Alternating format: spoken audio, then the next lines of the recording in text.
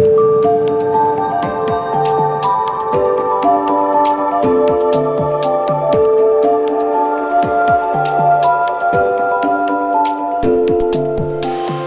and welcome to Blockchain Leaders Insights, brought to you by Blockchain Ireland.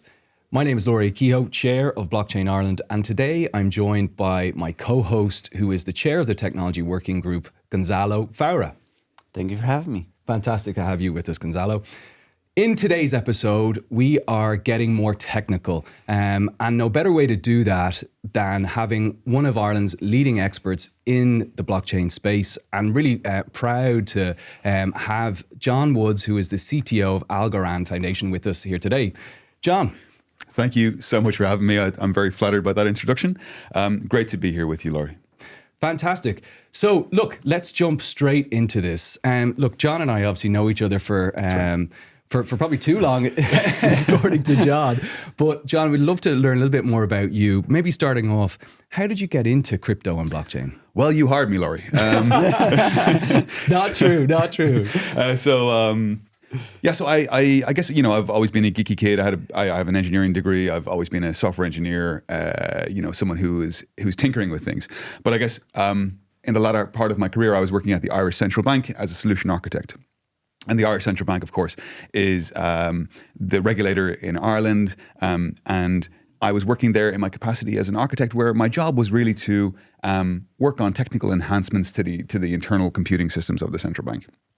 And was there, I would have worked at the intersection of a couple of different disciplines. So it was software engineering, sure, but it was also fintech, and it was also security and privacy and cryptography. And so I had this blossoming kind of love of the mathematics and the fundamental primitives of cryptography and the things they allowed you to build, the kind of software applications they allowed you to build, just at the time when I think cryptocurrencies, digital assets, blockchains, etc., were really heating up and becoming in vogue. This is kind of 2015, 2016.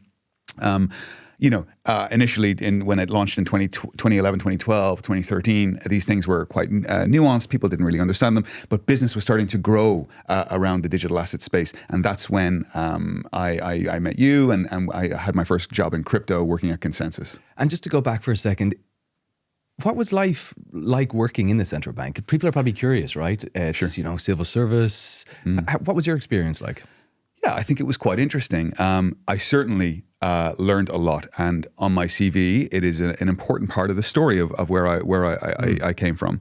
I think anyone who's working in tech or any career, it's really important the entire journey that you take to get there, and it really rounds you. And the experience I had working at the Irish Central Bank, both in terms of understanding the scale and scope of the systems that allow the euro to function, from the minting all the way to the fitness and probity and regulation, but also to understand the depth and complexity of the euro system. I mean, the things I learned there were incredible. I also managed serendipitously during my time there, the European Central Bank had recognized that digital euro crypto assets were potentially going to be a bigger and bigger thing. And even back in 2016, they launched a small working group, and they invited the European Central Bank, of course, the mothership of the Eurozone. They went out to the various central banks across Europe, the Dutch Central Bank, the French Central Bank, the Italians, etc. And the Irish Central Bank was included in this. And so I had an opportunity to work on a proof of concept working group around building a digital euro. So again, immeasurable learnings there, especially around both best practice in terms of software engineering for secure systems, but also cryptography. Wow. Okay. So they started looking at the digital euro back 2015, even that far back. Okay. Yeah, absolutely. I remember distinctly because Ethereum was at $6 and they were using Ethereum, and my biggest problem was like, you're not going to have good privacy with Ethereum. And I'm kind of a staunch privacy advocate, and I think any digital euro should hopefully have good privacy. But then later they looked at ways to implement that. Okay. And so from the central bank then to ConsenSys? Yes. So my first grown-up job in cryptocurrencies.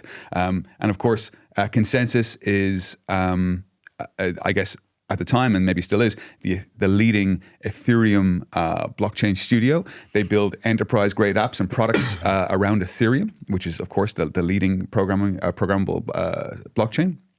And at ConsenSys, under your leadership, of course, there, Lory, we built some very interesting enterprise-grade applications. Things around insurance, letters of credit, post-trade settlement systems for major agricultural trading. And so, grown-up products for grown-up businesses. And for me, that was probably the greatest learning experience in terms of the work I do now was really shaped by that formative work that we did at ConsenSys. Great. And then from there to Cardano? Yes, so I left ConsenSys when I received an offer from Charles Hoskinson. By the way, I should say ConsenSys was founded by one of the co-founders of Ethereum, Joseph Lubin, who's a brilliant guy. But another co-founder of Ethereum was Charles Hoskinson, who, of course, has now gone on to create Cardano, which is one of the leading layer 1 blockchains out there. And Charles and his team offered me a role leading software architecture and applied cryptography on Cardano, where essentially I was responsible for engineering and the design of new enhancements to Cardano. And so that's where I spent some time after I worked with ConsenSys, and then finally onto my current role, working still in crypto as the Chief Technology Officer at the Algorand Foundation. Okay, and let me just press pause for a second there. Sure. And this is kind of almost like a learning tidbit. You said layer 1. So for people who are who are watching this and who are listening to this but don't know what a layer 1 is, what is a layer 1? Sure. So I spent a lot of time trying to form my thesis around this so I can explain it to people who maybe are not software engineers, because not everyone is a nerd. So so here's what I've kind of distilled it down to. I could tell you blockchains are decentralized networks of value and all this kind of stuff, but no one understands what that means because, of course, those words are too abstract. When you're at home and you're running an app on your computer or your TV, let's say your TV, you open up your LG TV and you go into the Netflix app. You're bringing up a piece of code. It's a piece of software that's been written by software engineers. And its job is to show you the options for the movies on Netflix. And you pick one of them and then it streams the data to your TV and it presents that to you. And so that's an app. We're also familiar with using apps on our phone, like our banking app. Or indeed, if you're at home working on spreadsheets in Excel and Microsoft Windows, you're working on Excel, which is an application that's running on Microsoft Windows, which is an operating system. Okay, so people understand what an operating system is. It's Windows, it's Mac OS, it's Linux. People understand what an app is. It's Excel, it's Word. Okay, it's PowerPoint. And so a layer 1 blockchain is an operating system too. When I say layer 1, what I mean is it is the base. Just like Windows is the base for your apps, Layer 1 blockchains are bases for apps. They are the low-level system that runs applications. That's what Layer 1 means. It runs at the lowest level. And these Layer 1 blockchains, they are operating systems for running apps, but they're special kinds of apps. They're not apps like Excel or PowerPoint. They're apps that benefit from running in a decentralized context. So what does that mean? There are certain kinds of apps that it doesn't matter whether you run them locally on your computer in front of you with no one checking over your shoulder, or there are certain kinds of apps, or I should say rather, that benefit from running in an environment where we can check the veracity of the execution of the application. So let me be more specific. When you're typing a letter in Microsoft Word, you can check that the letter is correctly typed before you print it and you're happy with it. And you don't need you don't need a network of people to check over that work, because the veracity or the correctness of the execution of the application can be observed locally, and it's fine. There are certain types of applications, specifically around things like decentralized finance or financial applications where there's no middleman. And in those types of applications, you can get huge benefit from running that app in a decentralized context where the app runs not just in front of you, but on many computers around the world simultaneously. And you might say, well, why the hell would I want an app to run on many computers around the world simultaneously? The answer is those computers check on each other and keep each other in check. They keep the consensus there, so the application, we can be sure of the correctness of the execution. And this means that you can build apps that are trustless. And this is an entire kind of use case that's just emerged over the last kind of decade or so, but it's a very exciting place. It's the next generation of software development. And then look, the quick follow-up or natural follow-up there is, you hear a lot about layer 2s, optimism, arbitrum, etc.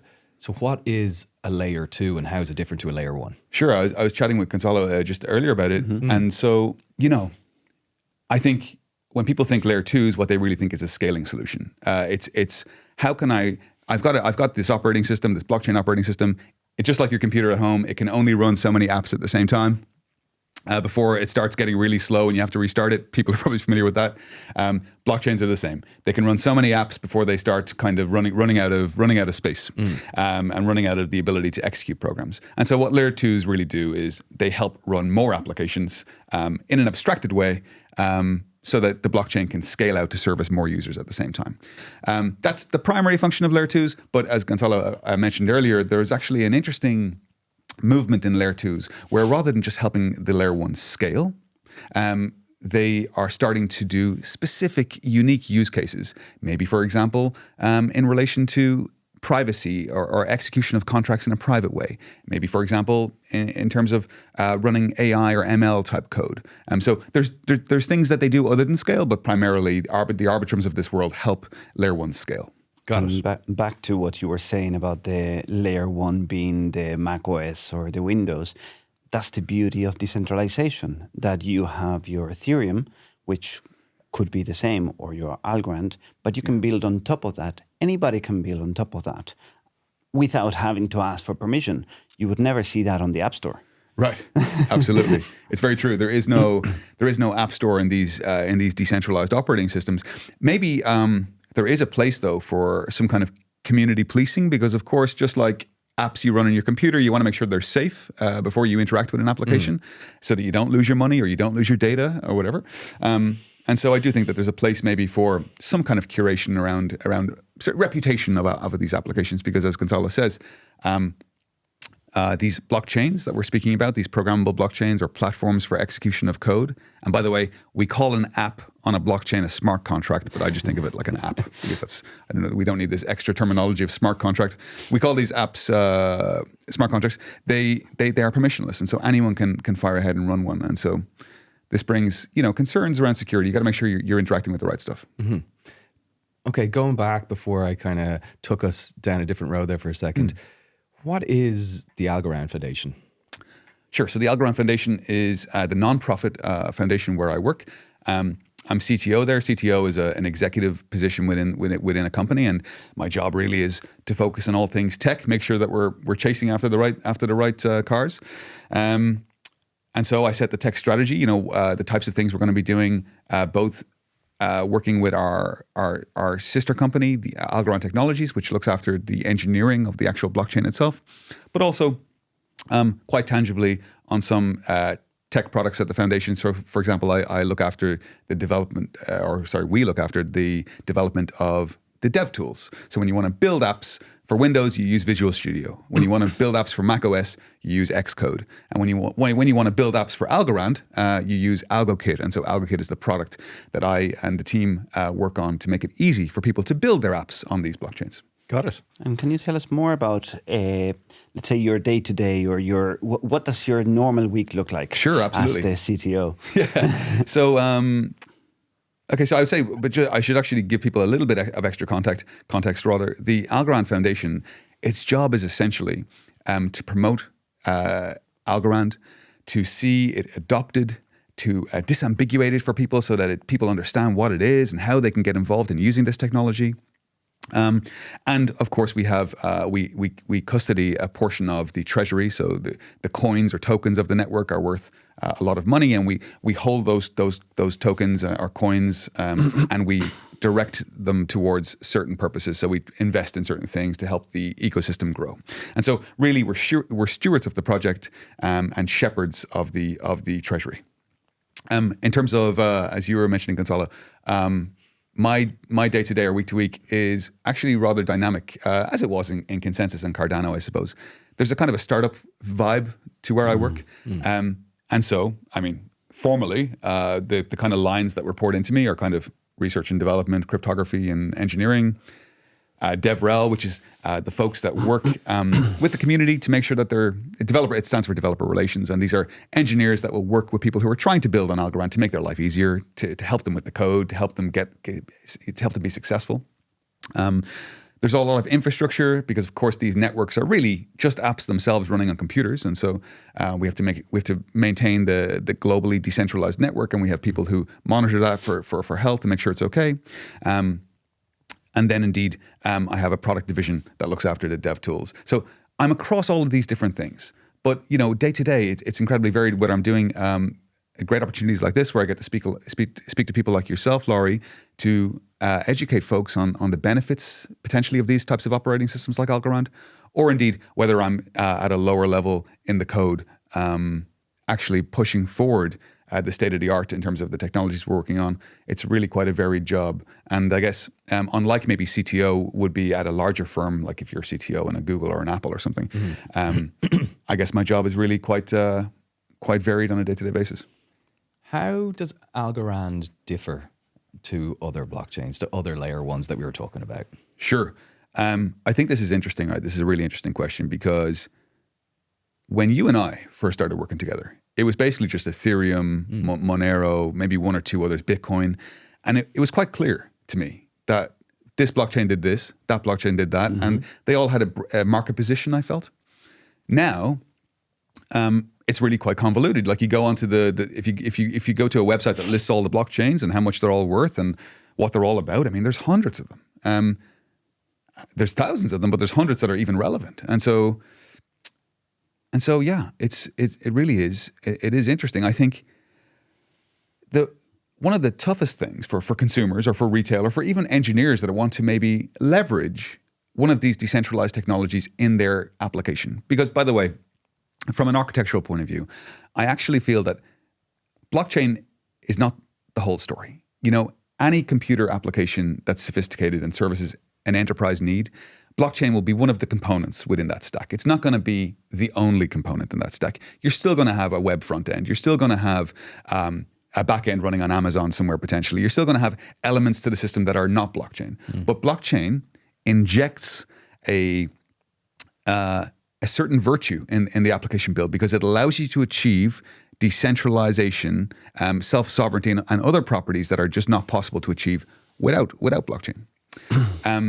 In terms of what makes Algorand different, though, because of course every blockchain now will stand up and say, well, we're green, we don't use much power, and we're decentralized, we're perfectly decentralized, and we're super secure, and we're this and we're that, and of course everyone says it. So how do you kind of disambiguate what is good and what is bad? Algorand differentiates itself in a number of different ways, but maybe I'll speak to two of them. The first is that and maybe just for the listeners, I want to be as clear as possible. I mentioned that blockchains are like operating systems. They run apps. We call those apps smart contracts. But just like your computer at home, blockchains have a kind of a CPU. They have an Intel inside, right? They have a brain that executes the code. Except for in your computer at home, of course, that's a piece of hardware. It's a piece of silicon that exists physically inside your computer. Blockchains are software, and so they have a virtual CPU, or a virtual machine, we call it. And so this is like a software CPU, a software central processing unit that runs the code. Most of the programmable layer 1 blockchains out there, like Ethereum and AVAX and others like Solana, are clones of Ethereum's approach. They use the Ethereum virtual machine. They've taken Ethereum's virtual CPU and they've said, that's a good brain, we'll use that. And so they've kind of copy-pasted that. Algorand looked at the learnings from Ethereum, and the engineers and the architects working on it decided to take a different route. And so Algorand has a virtual machine, it has a virtual CPU inside it, but we call it the AVM, not the EVM. It's the Algorand virtual machine. And again, without giving your viewers an education on superscalar architectures of processors, which is important. One of these brains, essentially a computer can do a bunch of things. It can add numbers, divide numbers, multiply numbers, and it gets more exotic, do things with matrices and things. But ultimately, it's a list of instructions that a computer can run, a list of mathematical operations that your computer can run. So the EVM has its set, and we have our set. And we think our set is more efficient, and it focuses on speed. And so I've summed it up like this, because again, I've been kind of crafting my thesis around how to explain this stuff to people who have not spent much time in the industry.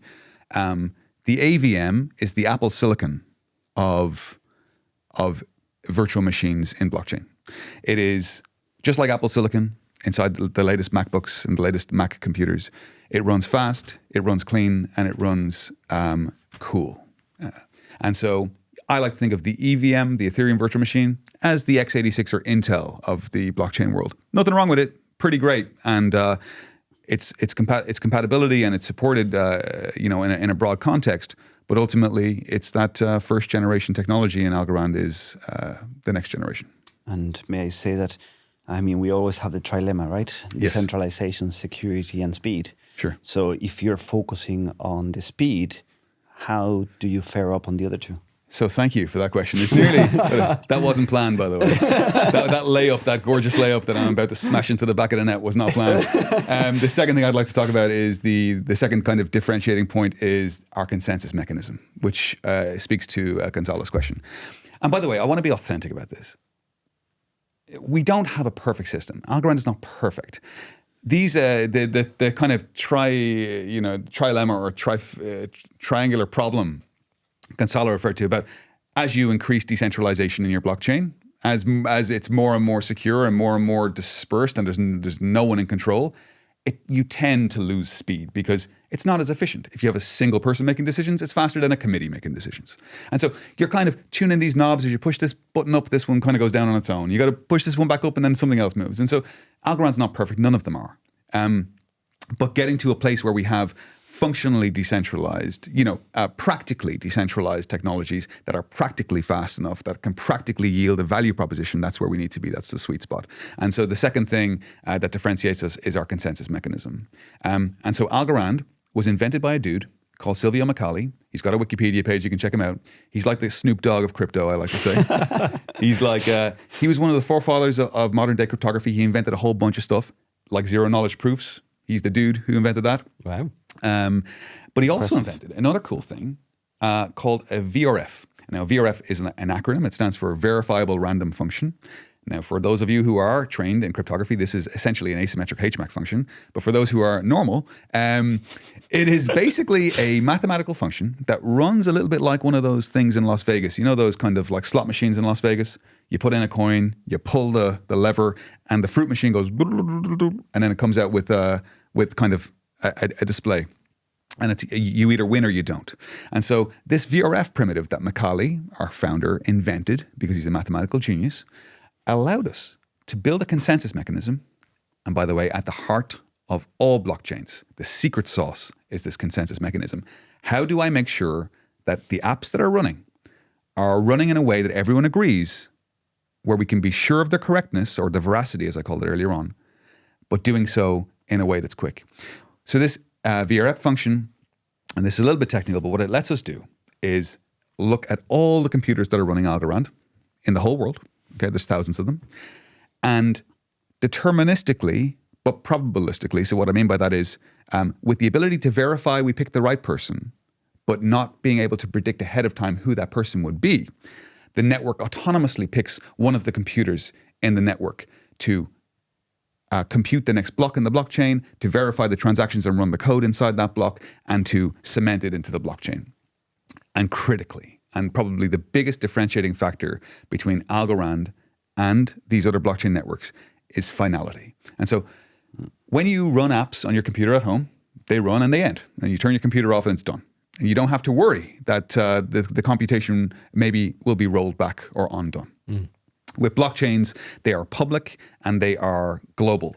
And so sometimes, even though we talk about blockchains as being immutable or never changing, of course, as new blocks are added, sometimes you can have a little shuffle and some blocks that were added will be removed and replaced with other blocks based on an outcome of some mathematical process. And so this is low level and geeky, but what it ultimately means is if you're a business like you might be Citibank and you've just done a trade, you've done a euro dollar option and it's settled in the money and you want to execute that option. And you think you've executed it and you've put it in a block. Well, if that block gets rolled back, you're in big trouble because you got to replay that transaction. And that's okay, but it's an administrative headache. Algorand has finality that's instant. So once a block is in the chain, it truly can never be removed and it can never be rolled back. And again, how do we do that? The answer is kind of long-winded, but it essentially relies or is predicated upon this VRF technology. So in a nutshell, smart guy invented math that lets us do cool things. I love it. That's great. So, okay, you talked about what's different about Algorand, right? Yeah. But what's in it for the developers? Like, how do you attract developers to this more than 100 chains and say, you are better building on our chain than on another one because... It's a great question, and it's probably, if I'm being transparent, my biggest struggle in my work. It's funny, one might suspect that like when you're working on the kind of cutting edge, and blockchains are like the intersection of computer engineering, which people are familiar with at this point, right? People write code. But also the intersection of decentralized systems, cryptography, applied mathematics. So it's the meeting point of lots of these different kind of hard sciences. And to your point, I thought that would be the hard bit. Like, getting that right, keeping the system up all the time, making it reliable, making it not crash, just like your operating systems at home. It turns out, I think the harder piece is a growing awareness, growing community, growing adoption by developers. So to answer your question, since I've been working at the foundation as CTO, which is about a year and a half or so, developers, a bit like Ballmer, Steve Ballmer from Microsoft. I don't know where people will get this meme, but he's up on stage sweating, clapping his hands and shouting developers, because he recognized in Microsoft that without great developers building on Windows, we wouldn't have what Windows is today, which is like the biggest operating system in the world in a consumer context. And so I recognized that. And when I came to the foundation, I made developers a first-class citizen. They are my primary audience. And maybe one might think, well, it should be retail. It should be people who are speculating, who want to buy the token, or general users. But for me, it's developers, because if we don't have a metropolis of applications that you have on Windows, that you have on iPhone, if we don't have that, people are not going to come and use our platform. And so how have I made Algorand developer focused to attract these people? And by the way, even though these things I think are the right moves, it doesn't mean we'll be successful, because there's in the world of traditional operating systems, you've got Windows, Mac OS, and Linux, and those three operating systems run the world, from the internet to the home computer. Now, there's a handful of micro operating systems that are out there that no one has ever heard of, that are run in embedded contexts or nuclear power plants or whatever, but ultimately those three have 99% of the world's footprint. So how does Algorand establish itself against the Cardanos of this world, the Ethereums, which are stiff competition, but also the less stiff competition, because they're not as good, Solana and AVAX. And so the answer, I think, is accessibility. And so whether it's the DevRel team I've put in place that will literally hold your hand, maybe not literally, figuratively hold your hand through writing your code for Algorand, or maybe, I think, even more impactful, not to denigrate the work that they're doing, but the developer tools, making the developer tools super simple. It's got to be like building your first iPhone app. File, new project, my app, enter, run. And so we need to get it to that point. And how do we do that? We build tools like AlgoKit, which is the product that we put out to tectonically shift what the development user experience is like on Algorand. And so this gives you the tools that you need, that every software engineer needs, whether they're building on Windows or they're building on Algorand, which is to build their app, to test their app, and to deploy their app to the public. And so that's what AlgoKit gives you.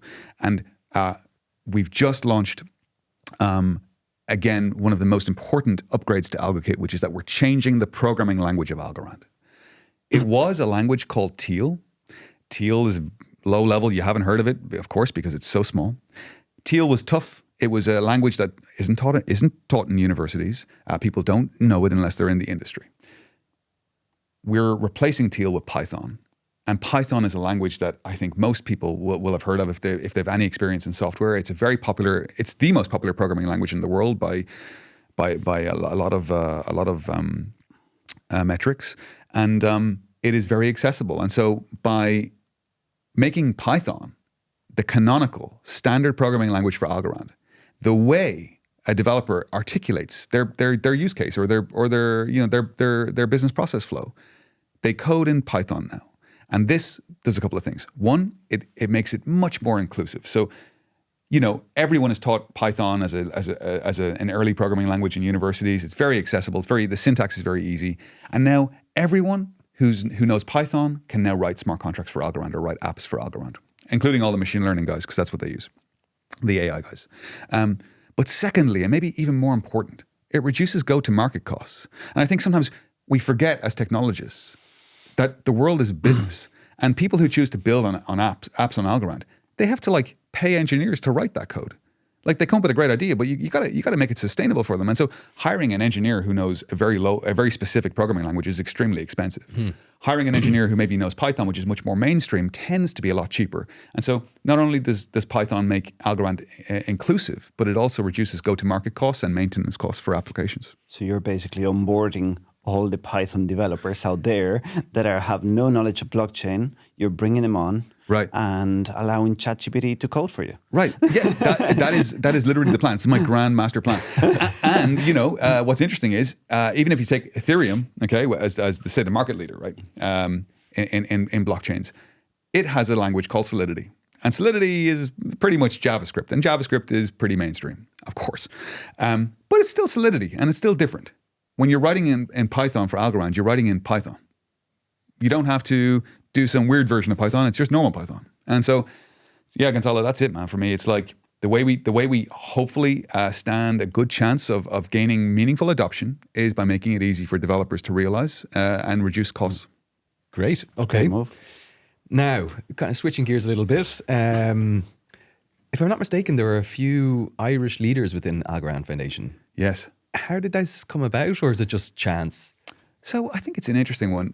And to kind of enumerate them, we've got a whole bunch of folks who work at the Algorand Foundation who are Irish, both in terms of our communities team, our hacks team, our outreach team. We've got a whole bunch of folks. But in terms of the leaders, as in the more senior members of staff, we have the board of our chair is Irish. Our chief operating officer is Irish, and indeed I'm Irish, and I guess so. We're all on the executive team, and so there's an unusual number of Irish folks or people who are based in Ireland, certainly, who are leading technologists in the blockchain industry. And I think I'm not entirely sure how it all happened, but what I think is probably the biggest driving factor was Ireland's general approach to fostering, tech, because if you look at the tech sector in Ireland, it's pretty great. Like it's punching above its weight. Whether it's the Googles or Apples, et cetera, who are all headquartered here, the Metas, et cetera. But also, if you look, Coinbase is here, ConsenSys critically created a real culture of, which the business you built, Lory, created a big culture of Web3 engineering here in Dublin. It was the place to work if you wanted to work in Web3, if you were in Ireland. I would even go as far as to say, even if you're in Ireland or the UK, ConsenSys Dublin was the place to work in Web3. And I think all of this has kind of come together to form a perfect storm. Groups like Blockchain Ireland that are really passionate. We have an incredibly passionate user base here. And I think if you look at the talent that we worked with at ConsenSys, the team that you built, it tended to come from other brilliant tech companies that were already in Dublin. So the fact that we had a good glut of tech people in Ireland in general for various reasons, and then the fact that major firms like Kraken, Coinbase, and then I think much more importantly, of course, ConsenSys set up base here, I think that became a real global hub. Plus, we're the only English-speaking country left in the EU, of course, as well, which is interesting. And what are the main changes you have noticed on the Irish ecosystem over the past, 5 years? I think, that's a tougher question. I'm much more comfortable talking about the tech. but I would say just growing up a little bit. I mean, whether it's Kraken getting its license from the Irish Central Bank, or whether it's just the scale of operations here, the number of people we employ and just how mature the whole ecosystem has gotten. It used to be kind of a ragtag bunch of folks that were kind of just doing something cool. It was a bit more ideological, whereas I feel like now, I'm speaking of Web3 or the blockchain industry in Ireland has become, I think, a lot more grown up. Pretty much, I've got a lot of friends who work across the fintech space who are kind of, my age or late 30s, early 40s, and all of them are working in kind of major banks or major tech companies. And pretty much every single one of them, whether it's MasterCard, Citibank, you name it, they all have some division that's looking at this now. And so it's just kind of become much more mainstream. I'm much more kind of less like black magic and more kind of something that people recognize has tangible value and should be afforded some focus. From an Ireland Inc. perspective, what would you like to see Ireland do for kind of Ireland Inc. to tick on further to become a global blockchain hub? Yeah, it's an interesting question. I think a couple of things. One, I think it'd be really, I mean, ultimately it all starts with education. So having university courses that try to marry in more of the applied sciences, I think is important. And so what I mean by that is we go to university if we're lucky enough and we get a degree usually in business or engineering or something like that. That's kind of what people go to, or the arts. But I think when I was doing my engineering degree, I didn't do much applied engineering in it. And so blockchains and Web3 and even if you forget about blockchain, you say, well, I don't care about that. But what I do care about is maybe just our financial products. Or I care about building secure software, because we all rely so much now on software, whether it's your Philips Hue at home to turn on your lights, whether it's your heating system. We use software now to heat ourselves, to heat the water, to book our flights, to see our loved ones, to message our people who are in hospital. Like, we all rely on software. And Wi-Fi. Yeah, and Wi-Fi. And we want that software to be robust and to be secure and to be private and to be protecting our messages and protecting the things that we say and do. And so much of that dovetails with blockchain. Blockchain is about building secure, cryptographically secure, mathematically secure systems. And so cryptography is of course one of the base components or base sciences that underlies blockchain. But I would love to see a push by the government to make it more normal that you would do an applied component. Sorry, you would do components around cryptography in your general engineering study. Because right now, to formally learn cryptography, it's an academic endeavor that you have to go off and do a PhD in or do a master's in. And so, for example, I'm not formally trained in any capacity on cryptography. I ended up leading it in a number of different companies, but I learned it on Reddit and YouTube. I read like a lot of people. Yeah, I read a few books. I did read it. I read a few books, but essentially asking questions on subreddits. Looking at videos on YouTube and grinding. Yeah. And so it'd be that was a big barrier to entry, and it's only because I was such a nerd that I got through it. Like, I think if we made it easier, it'd be better. And what else? I'd like to see a reduction in tax, actually. And sorry, that's obviously in isolation. That probably sounds silly because, of course, we have lots of problems to deal with in this country around housing and other things. But I think it'd be good if the Irish government gave people tax breaks, because what you got to remember is, this is going to sound a little bit controversial, software engineering, more than ever, especially after COVID, has this like digital nomad thing where you can kind of work from wherever, right? You just need a laptop computer and a Wi-Fi connection. And so I could work from a hotel room in Abu Dhabi. I can work from Hong Kong. I can work from Portugal. And there's places I can go and the tax is zero. And there's places I can go and the tax is 10 or 15%. And so I would like to, just like we did with traditional software engineering, the Googles and Apples of this world, attract the talent here, have them pay the tax here, and just maybe, just make it a bit more attractive, because the problem is that no, Ireland is not just competing to attract talent. It's also, locally, it's competing with the rest of the world. Because these jobs, unlike jobs of yesteryear, where you do have to be in a factory or you do have to be on a floor or you do have to be in a particular place, like a hospital, these jobs can be done from wherever. And I think if the government really wants to encourage it here, they should take a leaf out of the Abu Dhabi book. Because if I look in the Middle East, and I work a little bit out there with a number of startups, what they're doing out there is making it super attractive for people. So I'm not suggesting 0% tax, that's obviously ridiculous, but just to make it more attractive to stay here so that we do have this kind of critical mass of engineers and we don't lose them to other countries where maybe it's easier for them to spend time.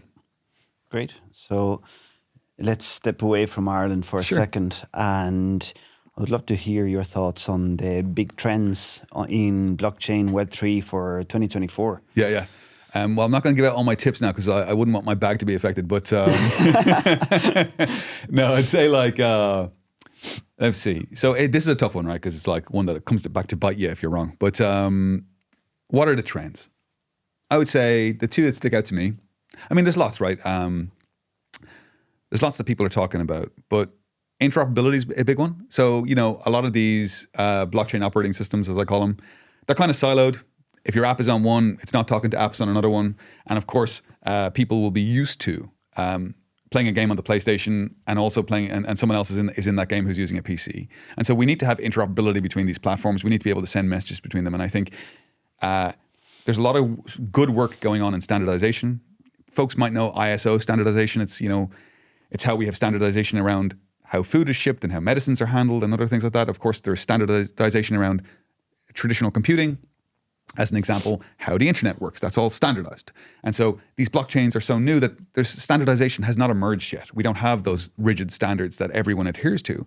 And so for things like interoperability, the idea that blockchains can talk to each other in a structured way, we need that standardization to come. And so I think 2024, you're going to see interoperability between blockchains. You're going to see emergence of standardization, and it's going to be a bit more grown up. Just like HTTP is standardized for the internet, just like, how we do secure communications, like TLS is standardized, and all the browsers, whether it's Safari or Firefox or Chrome, they all follow the same standards. We need to have a similar maturity for Web3, I think. And again, when I say Web3, I mean blockchains in general. And then secondly, I think, and just another guess here, I think being more grown up about the software engineering process. And so when you're at home and you're writing your first Hello World application, you don't need tests, and you don't need continuous integration and continuous deployment, and you don't need the kind of grown-up stuff. But when you start building the kind of apps we were building in ConsenSys, Lory, you do need that kind of stuff. And so when we were in ConsenSys, the team had to build a lot of that stuff themselves, the kind of stuff that traditional software engineers get out of the box for free. Mm-hmm. When you're building apps on Windows, there's some great tools for building apps where there's 50 people working on the same code, where you're testing it every day, where you want to roll out seamless upgrades into staging and production. And so your users get a very stable, robust experience. And so we need blockchains to be like that too. Apps on blockchain cannot be, the Wild West. It has to be, you have to be able to rely on the apps. You've got to be able to build apps that people can trust. And so I do think we're going to start seeing across the developer platforms, I think we're going to start seeing a maturity in terms of like incorporating modern software engineering best practice, rigorous testing frameworks, rigorous CI/CD frameworks, things that allow grown-ups to build software for other grown-ups. Fantastic. So, yeah, maturity, I think, is the name of the game, I think, over the next. One question we ask all our guests, John, is what is a podcast that you would recommend people to listen into? Yeah, okay.